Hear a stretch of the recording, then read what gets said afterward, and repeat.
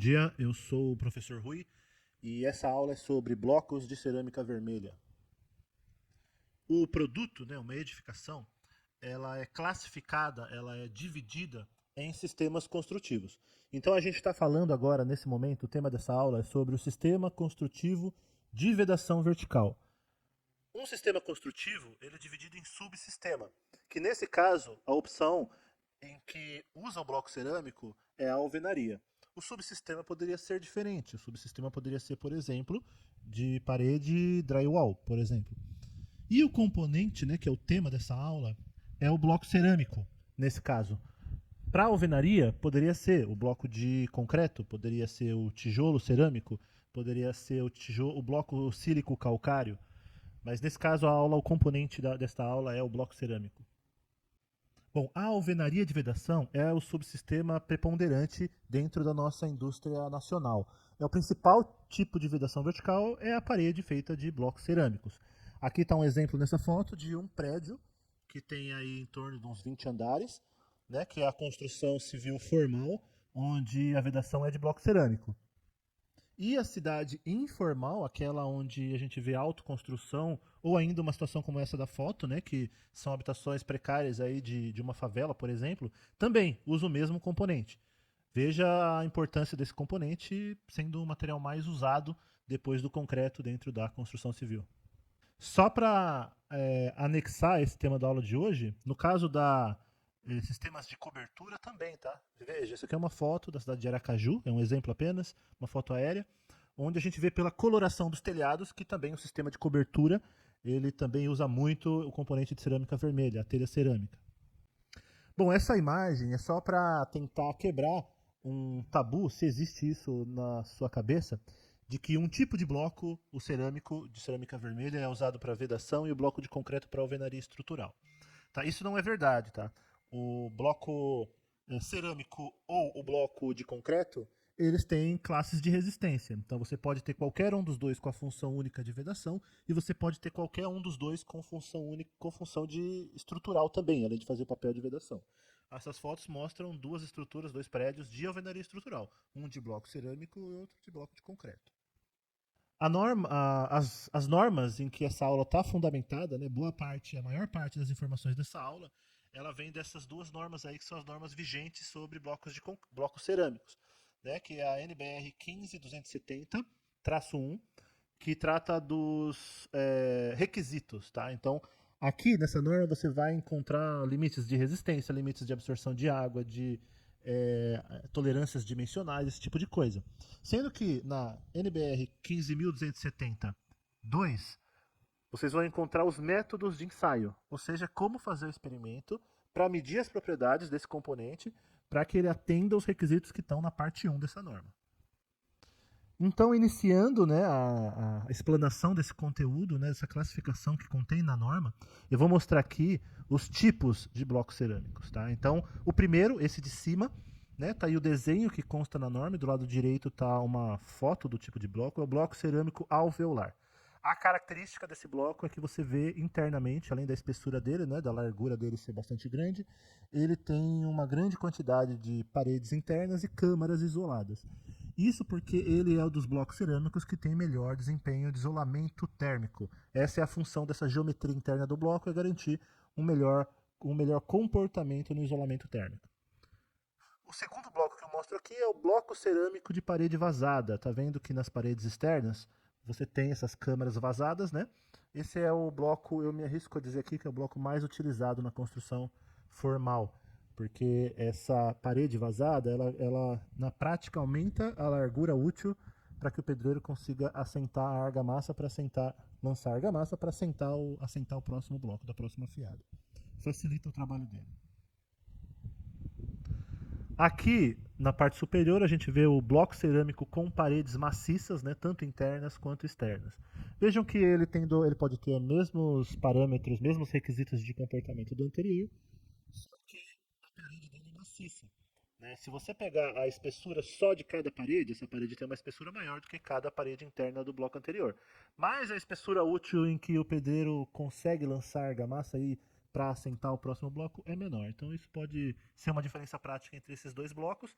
Porém, esse tem um vão maior interno, né, onde você aumenta as possibilidades de passar algum tipo de instalação predial aí, como por exemplo um tubo de hidráulica. O segundo dessa imagem, né, o segundo bloco é um bloco cerâmico com paredes externas maciças e internas vazadas. O de baixo já é um tijolo, veja pela dimensão dele que é menor, né, a razão proporcional da dimensão, e ele se aproxima mais de um material, de um componente maciço, né, mas é um tijolo cerâmico de parede vazada. Esse primeiro de cima aqui é um tijolo cerâmico de vedação. Veja que o furo está na horizontal. Sempre que o furo estiver na horizontal, é um componente apenas de vedação, tá? Os componentes com função estrutural, eles nunca terão furos na horizontal, porque é uma condição pior de geometria, de inércia, que torna o mesmo componente menos resistente quando o furo está na horizontal. O segundo aí é o bloco cerâmico de vedação. Esse aí, nessa geometria que está na foto, né, que ele tem 19 por 19, de altura, né, e comprimento, é o mais comum utilizado na autoconstrução. É um bloco menor um pouco do que o que eu mostrei anteriormente, e ele é um pouco mais barato cada unidade, né, então é o que é o mais utilizado normalmente. O terceiro aí é o tijolo maciço, sendo que o quarto é o tijolo maciço com um rebaixo, tá vendo ali no meio? Um rebaixo que dá um certo engastamento aí na hora de assentar a argamassa. E o de baixo é um tijolo perfurado. Aqui, ó, você pode dar um pause aí no seu vídeo agora e tentar ver se você, depois que eu acabei de falar, né, o nome de cada um desses componentes, se você consegue identificar cada um deles, né? Se fosse algo impresso, você poderia unir com uma linha aí, o nome, a imagem. Bom, o segundo ponto dessa aula trata das dimensões dos blocos, tá? Essa tabela que eu estou mostrando aqui, né, está dividida em duas partes, porque ela também está na norma em duas partes, que ela não coube numa única página. É a tabela que consta na norma para blocos de vedação. Os blocos de vedação são aqueles classificados com a sigla V e D na norma, tá? Então, veja se você entende, né? Cada coluna dessas daí, né, tá dando uma das dimensões do bloco. Então, largura é L, altura H e comprimento é C. Então, a primeira observação que eu faço aqui é que todo bloco previsto em norma como bloco principal, veja aí pelo comprimento, ele também tem o seu meio bloco equivalente. Tá? Então a norma prevê que seja comercializado um meio bloco, que é um bloco com comprimento a metade do bloco principal, para que você consiga fazer a amarração das fiadas da parede sem a necessidade de você quebrar blocos e assim gerar desperdício. Tá? Segundo aspecto para você analisar dessa tabela, as dimensões dos blocos são separadas em famílias, que é em função da largura, tá vendo? Existe uma família inteira de largura 9 centímetros, outra de largura 11,5, outra 14, outra 19 e outra 24. Então, normalmente você vai especificar já em projeto a largura do bloco em função do desempenho que você espera de cada um dos ambientes. Então, se você quer um melhor isolamento térmico ou acústico, você vai ter uma largura maior. Se você é um ambiente onde não necessita, né, de tanto isolamento, você vai ter uma largura menor. Então, dentro de uma família de largura, existe também uma família de altura. Tá? Então, normalmente, a gente não fica mesclando famílias de altura dentro de uma obra. Normalmente, pela modularidade vertical do projeto, a gente vai escolher uma família de altura.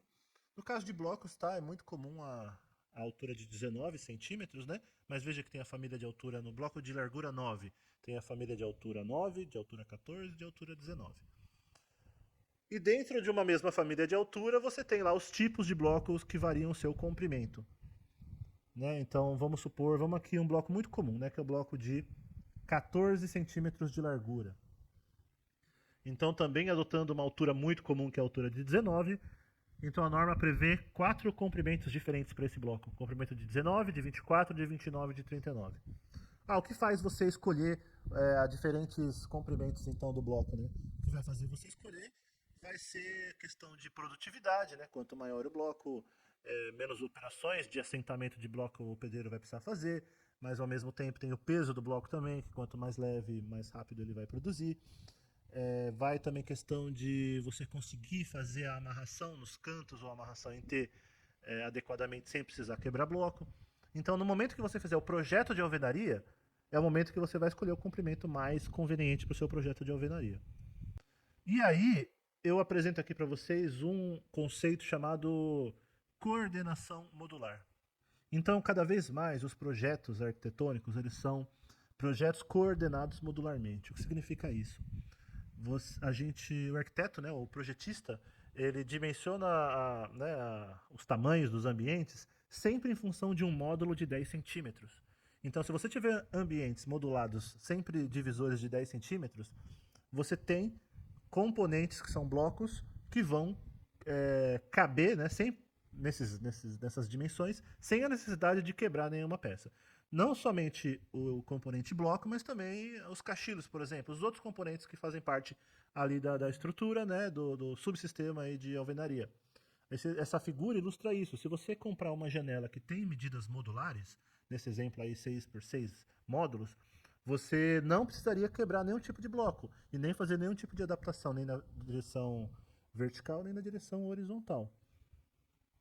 Aliás, eu volto uma imagem aqui para mostrar que a norma, cada uma dessas dimensões aí das famílias, né, o exemplo da família de 14 centímetros de largura, ela define esses números, né, desses comprimentos, altura e largura, em função do módulo, tá vendo? Vamos supor aí o último de todos, que é o de 14 por 19 por 39. Então é um bloco que ele tem largura de 3 meios de módulo, ele tem altura de 2 módulos, ele tem comprimento de 4 módulos. Então, você tendo sempre o componente múltiplo do módulo, né, você consegue juntar essas peças aí sem a necessidade de quebrar nenhuma delas. Então, no momento de fazer o projeto, basicamente é como se o projeto fosse feito em cima de um plano cartesiano. Cartesiano, tá vendo? Aí está totalmente quadriculado o fundo, né? Onde cada componente aí ele cabe num conjunto de módulos aí. Então a medida modular é essa. E veja que sempre ela por exemplo, nunca 4 módulos que é o comprimento desse bloco. Deveria ser um bloco de 40 centímetros. Mas o componente, na verdade, tem 39, contando com a junta do módulo, que é a junta de argamassa, a junta de assentamento. E o mesmo tem que funcionar e ser compatível para janelas, para portas, para qualquer outro tipo de componente que vai formar aí o sistema de vedação. Então, quando for projetar, né, a planta baixa, vai ser dessa forma, em cima de um plano cartesiano, onde cada um dos componentes ele vai se alinhar aí ao módulo. E isso é nas duas direções, tá? Ou nos dois planos, tanto no plano horizontal quanto no plano vertical. Também a altura, o pé direito, é definido dessa mesma forma, de modo que você consiga ter as fiadas aí de bloco e no finalzinho ali, conforme o seu projeto prevê, o espaço para um encunhamento. E caso o projeto não seja totalmente retangular, né, você tem algum tipo de variação arquitetônica angular, não tem problema, basta você projetar aí, né, esse plano cartesiano convenientemente em função ali do seu bloco, né, de como está posicionado o seu projeto. Bom, essa imagem é para mostrar para vocês que no momento da gente projetar cada uma das fiadas, né, cada fiada é uma linha de blocos sentados no mesmo plano, né, no mesmo nível, melhor dizendo. A segunda fiada seria aquela segunda imediatamente acima da primeira. Então, é importante que num projeto coordenado modularmente, cada uma das juntas verticais elas estejam desencontradas exatamente na metade do comprimento da fiada de baixo. Como está desenhado aí do lado direito abaixo, né, a junta de amarração. Então, se esse bloco tem 29, né, se ele é um módulo 30 de comprimento, a junta da segunda fiada tem que estar exatamente na metade do bloco de baixo, exatamente com 15 centímetros.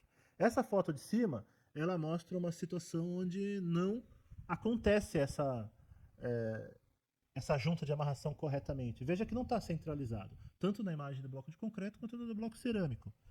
Não estando centralizado, a primeira coisa que vai acontecer, você perde a função do meio bloco, que quando chegar lá na extremidade da parede, o meio bloco não vai caber, vai ter que quebrar o meio bloco ou preencher com outro tipo de material.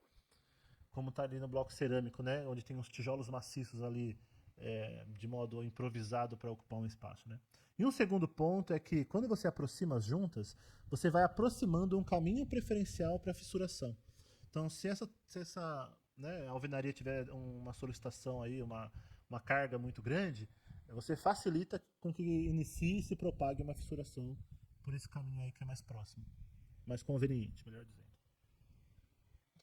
Bom, para ajudar nas amarrações de canto, né, e de T, existem blocos especiais, que são os blocos de amarração em L e os blocos de amarração em T, que são blocos além desses previstos nessa tabela da norma.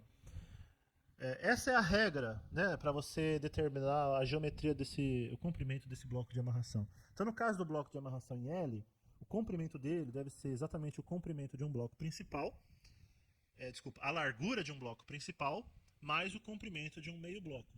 No caso do bloco de amarração em T, né, ele tem que ter o comprimento igual ao comprimento de meio bloco, mais a largura de um bloco principal, mais o comprimento de meio bloco. Que dá essa equação de baixo, né, que é um comprimento de um bloco principal, mais a largura de um bloco principal. Já vou tentar explicar o motivo dessas equações para ver se você entende melhor. Ó, essa é uma foto de uma amarração em T que não está correta. Primeiro, a parede, né, que está iniciando ali o T, não está tendo nenhum tipo de amarração na parede maior. Ela só está simplesmente colada ali, né? E não está no centro do bloco. E precisou de um bloco compensador, tá? Que é o nome desse bloco pequenininho que você está vendo aí. Porque também um bloco inteiro não teve geometria suficiente para encostar ali, né? Mas só uma ilustração. Vou tentar mostrar agora. Bom, veja aí, vamos supor aqui uma fiada, a primeira fiada, de uma amarração em L, que é uma amarração de canto, de um bloco de 14 por 19 por 39, tá? O meio bloco do 39 é o 19. Então vamos somente com esse bloco, sem nenhum bloco especial, vamos assentar a segunda fiada. Veja que a segunda fiada, né, eu vou inverter a posição dos blocos justamente para tentar afastar o máximo possível as juntas verticais. Mas, por mais que olhando rapidamente você não veja nada de errado, a junta vertical da segunda fiada não está exatamente no centro do bloco da primeira fiada, tá vendo? Eu coloquei uma linha vermelha aí, traço o ponto na metade de cada bloco da primeira fiada, para você perceber que está desencontrado, né? Então, quanto mais desencontrado, maior a chance de propagar fissuras. Quando eu, na primeira fiada, eu uso um bloco especial, que é um bloco de amarração em L, que é esse bloco que está em vermelho, que nesse caso, colocando a fórmula que eu passei para vocês, ele tem 34 centímetros de comprimento. Veja, o comprimento dele é igual à largura do bloco principal. Qual que é a largura do bloco principal? 19. Não, 14. A largura é 14, como está na tabelinha ali. 14 mais o comprimento de meio bloco. Qual é o comprimento do meio bloco? 19. Tá? Isso dá 34. Poxa, 1 centímetro sumiu da minha conta, né? Fiz a conta errada. Não, é porque na verdade eu estou somando, né, dois componentes, então para virar um só. Então uma junta de assentamento sumiu, por isso que eu somei esse 1 centímetro. Então esse bloco de amarração em L teria 34 centímetros, é o bloco ideal. Deixa eu assentar a segunda fiada para você perceber como que esse é o bloco ideal. Quando eu assento a segunda fiada, aí sim, cada junta vertical deu exatamente na metade do bloco de baixo. E só acontece isso pelo motivo desse bloco em vermelho. Veja agora o bloco em vermelho. Ele tem comprimento igual a meio bloco. Percebe que eu preciso de meio bloco para encostar na outra parede, né? Da direção perpendicular. Mais a espessura do bloco da parede de direção perpendicular. Tá? Então, esse bloco em vermelho, que é o bloco de amarração em L, ele torna possível a junta modular. E o bloco de amarração em T, a mesma coisa. Veja, aqui tem a primeira fiada com o mesmo tipo de bloco, né? Aquele de 39 centímetros de comprimento. Para assentar a segunda fiada, eu fiz até diferente aqui nessa imagem. Ó. Eu já coloquei os blocos posicionados corretamente, tá vendo? Eles estão exatamente com a sua metade alinhado com a junta vertical de baixo. Mas aí ficou aquele vão no canto ali no T. Se eu colocasse um outro bloco inteiro, um bloco principal, ficaria dessa forma, tá vendo? Ficaria um vão de um lado grande que não cabe meio bloco. E ficaria do outro lado um vão pequenininho, que também não cabe meio bloco. Né? Então eu teria que improvisar de algum modo aqui, teria que quebrar bloco, teria que usar, por exemplo, um bloco compensador ou um tijolo maciço para encher esses espaços vazios. Pode fazer isso, mas quando a gente está num projeto racionalizado, a gente já compra os componentes certinhos para montar nossa parede. Então, o bloco que está faltando para dar certo é esse que está em verde. Tá? Então, o bloco em verde, qual que é o comprimento dele? 54 centímetros. Qual que é a conta que eu fiz? O comprimento de um bloco principal, que é 39, mais a largura de um bloco principal, que é 14. Que deu 54 centímetros, aquela mesma lógica lá, tá? De 1 centímetro que sumiu. Não sumiu, né? É porque sumiu uma junta. E aí, colocando esse bloco de amarração em T, dá certinho. Quando eu venho com a segunda fiada, na segunda fiada, um bloco de amarração em L é o que combina certinho ali para você conseguir fazer com que as juntas fiquem corretas, né? E aí também aproveitei essa imagem para ilustrar a posição de um meio bloco na extremidade da parede. Aqui só uma imagem com os próprios blocos, né? Para vocês verem que esses blocos existem, né? Nesse caso aí é diferente o tamanho do bloco do que o exemplo que eu usei. Aqui é um bloco de 29 centímetros, que um bloco de amarração em T, nessa conta, seria um bloco de 44 centímetros. Bom, então se você perceber aqui, eu já te passei vários tipos de blocos que existem, que você tem como ferramenta para você fazer seu projeto de alvenaria, tá? O bloco tem famílias de blocos, né, em função da sua largura, em função da sua altura, mas dentro da família você tem ali variações que você pode escolher convenientemente. Além disso, eu tenho o meio bloco. Além disso, tem o bloco de amarração em T e o bloco de amarração em L. Além disso, existe um bloco que a gente chama de bloco compensador, que são esses bem fininhos que você está vendo nessa parede. Eu usei essa imagem porque aqui ele usa bastante bloco compensador. Né? Ali nas extremidades das janelas, dos vãos, né? A gente vê que cada fiada aí, 1, 2, 3, 4, 5, cada fiada par, ele usa um bloco compensador. É porque mesmo com tantos blocos especiais, vai sempre haver situação onde você vai precisar de um bloco mais fininho para ajustar aí as suas juntas, tá? Corretamente. Então, você pode também, né, no projeto de alvenaria, considerar esse bloco compensador. E além de tudo isso que eu falei, ainda existe tipo geometria mais diferente ainda, né? Personalizada ou com outras funções, né?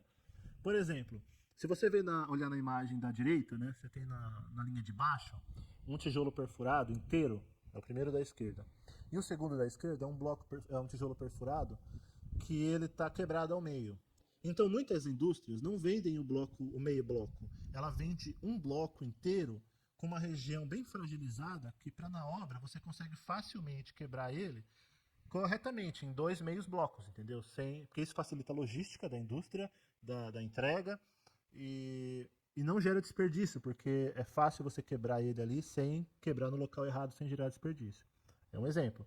Outro também nessa fileira de baixo de opções, né, tem o bloco calha, tanto o U quanto o J, né, que na verdade são blocos que você pode colocar armadura metálica e concretar para fazer cintas de amarração, por exemplo, né? Além de todas as geometrias e larguras e possibilidades que eu já mostrei para vocês. Aqui só um exemplo de um projeto de alvenaria racionalizada em 3D. Na verdade, isso aqui é uma ilustração, tá? Nem é um projeto de alvenaria. Mas só para vocês perceberem as possibilidades de usar esses blocos aí diferentes, tá vendo? Aí você tem um bloco que a indústria encomendou para fazer uma parede de 45 graus de ângulo com uma outra parede. Existe o bloco calha para você fazer verga e contra-verga de um vão de janela. O bloco J para você fazer a amarração da laje, já apoiando as vigotas da laje pré-fabricada. Existe outro bloco personalizado aí que eles compraram especialmente para passar elétrica. Mas você não precisa fazer isso, você pode passar elétrica por dentro do bloco de parede maciça, como está ilustrado aí a passagem da hidráulica. Tá? Então existem várias possibilidades de personalização. Na verdade, isso é uma adequação para que você não tenha que quebrar nenhum tipo de componente na obra. Como que acontece nessa imagem de uma alvenaria não racionalizada. Depois da alvenaria pronta, vem um operário para fazer muitas quebras, para você passar, por exemplo, conduíte elétrico e hidráulica. Né? Isso deve estar previsto no projeto para que essa tubulação passe por dentro do bloco. Existe até indústrias onde isso está mais profissionalizado, vamos dizer assim, tá vendo? Que aqui usaram uma ferramenta mais adequada para fazer o corte, mas ainda assim é um desperdício. Ainda assim é algo não projetado, né? E que você tem que quebrar alguma coisa, e quebrar é prejuízo. No caso da alvenaria racionalizada, a gente tem que fazer um projeto de alvenaria. O projeto de alvenaria, ele prevê todos os componentes que você vai usar. E ele é composto de 2 desenhos, né? Que são 2 vistas, na verdade. Esse é a elevação. Tá vendo a elevação, né? Você vê cada uma das paredes, né?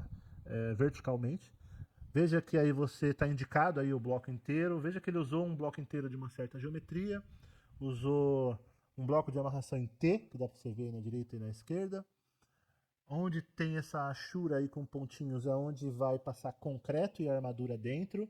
Uma amarração interna nessa parede. O bloco calha, onde vai estar fazendo a verga e a contra-verga.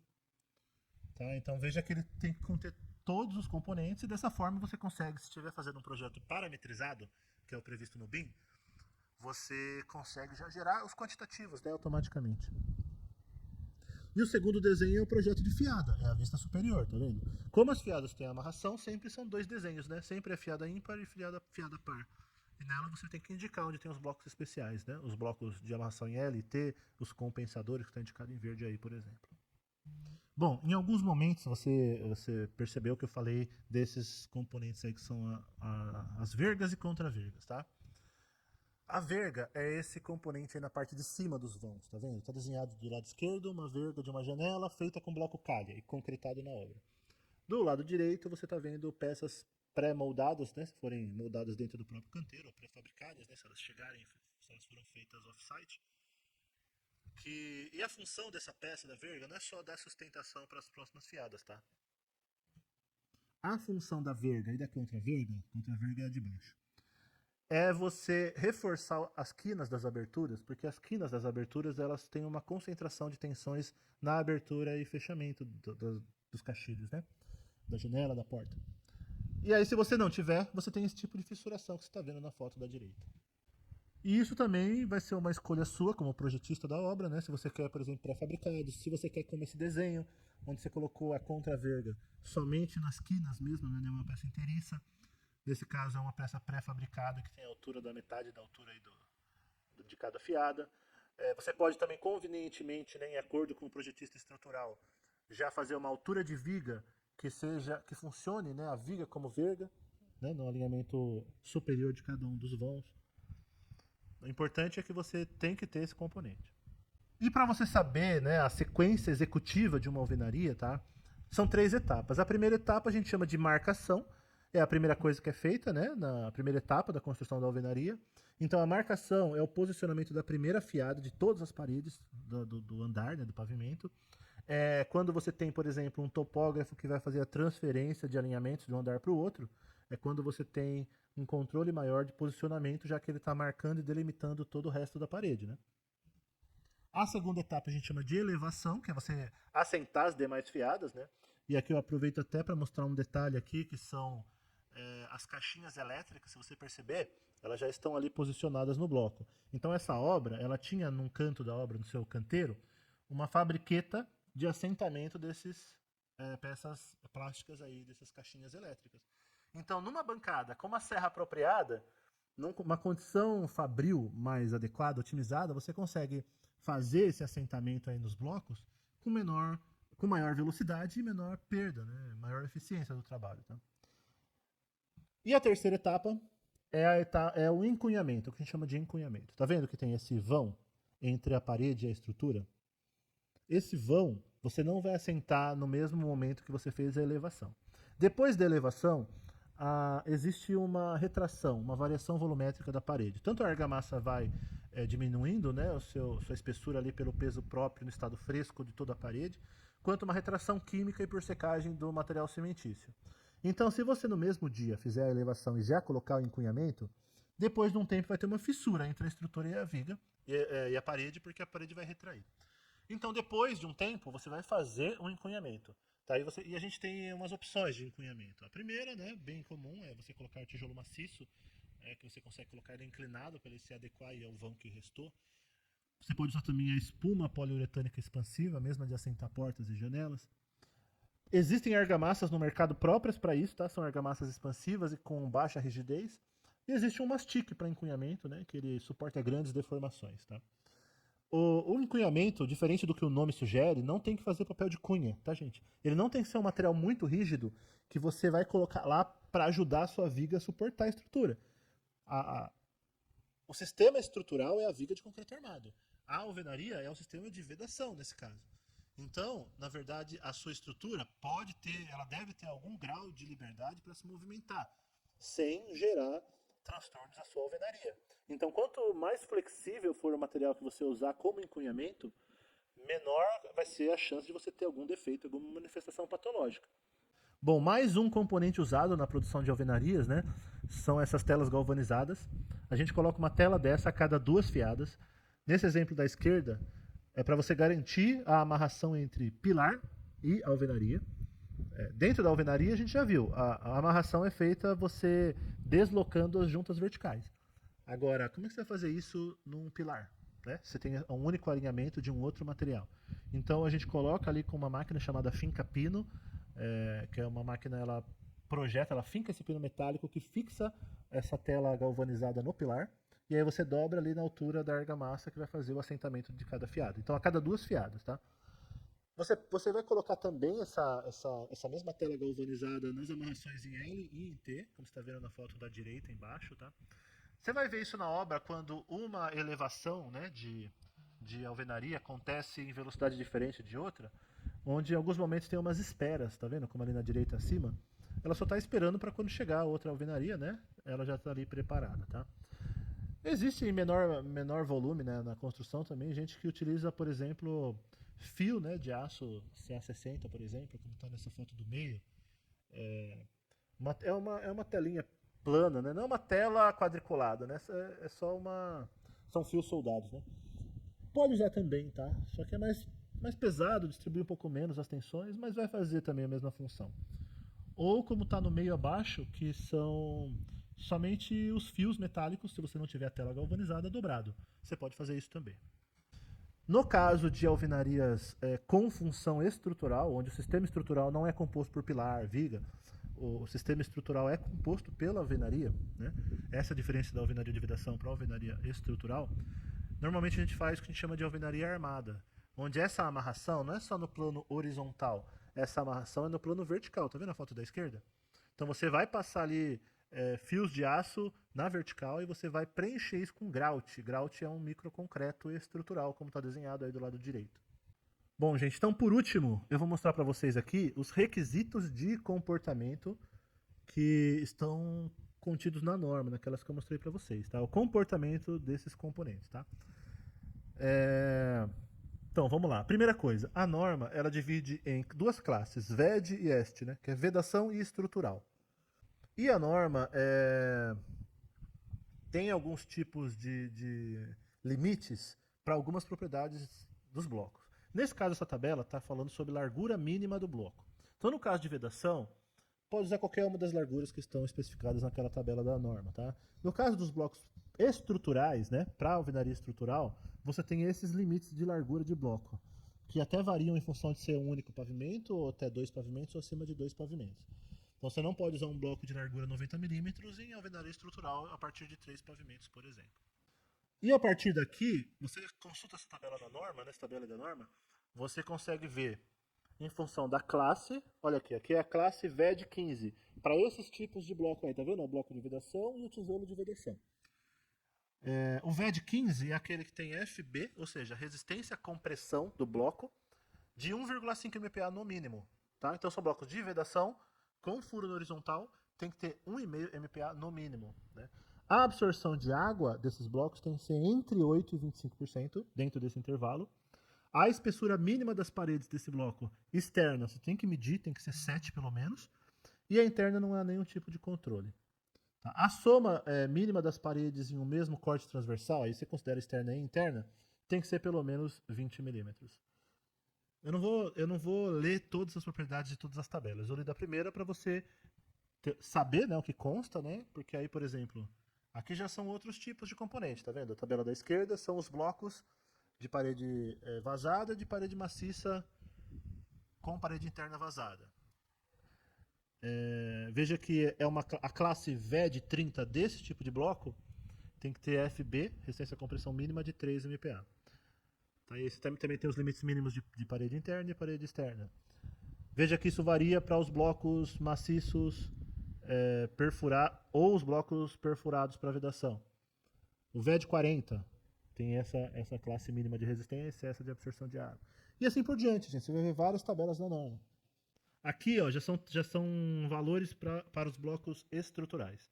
Vejam que as 3 tabelas que eu mostrei para vocês só tinha uma classe de resistência para cada conjunto de blocos. Vou voltar, tá? Vou voltar 1, vou voltar 2, vou voltar só 2.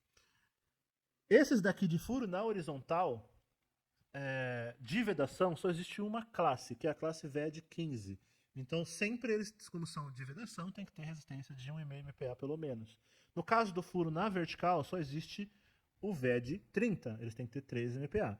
No caso dos tijolos, né, tanto tijolo maciço quanto tijolo com o perfurado, tem que ter resistência de 4 MPa pelo menos. Tá? Isso com função de vedação. Quando entra na função estrutural, já existem classes de resistência. porque você pode ter necessidades de resistências estruturais diferentes. Então veja que para o tijolo maciço e o perfurado, existe desde a classe EST 60 até a classe EST 140, que varia do bloco de resistência 6 MPa no mínimo até o bloco de resistência 14 MPa no mínimo. No caso dos blocos de parede vazada, vai do EST 40 até o EST 140. E no caso desses outros dois, que são os blocos de parede maciça e o tijolo de parede maciça, varia do EST 40 até o EST 80. Aqui, no caso do bloco de parede maciça com parede interna vazada, vai do EST 40 até o EST 200. Veja que aí você consegue ter resistências maiores. E no caso desses tijolos perfurados, e o tijolo alveolar, você consegue ter desde o EST 40 até o EST 200, resistências maiores também. Para medir a resistência à compressão, veja que esse é um bloco de vedação, né? Ele vai ser assentado com furo na horizontal. Você não vai considerar toda a geometria interna do bloco, tá? Você não precisa calcular a área útil do seu bloco, né? A resistência é calculada apenas pela área bruta. A área bruta é lado vezes lado, independente se tem vazado ou não. Então, nesse caso, veja que foi feito um capeamento da superfície com pasta de cimento para garantir que você tem 100% da área de contato. E a força necessária para romper esse bloco, dividido pela área bruta, é a sua resistência. Bom, jovens, espero que vocês tenham entendido, né? Passei para vocês aqui o conteúdo sobre blocos de cerâmica vermelha para alvenaria. Obrigado, gente.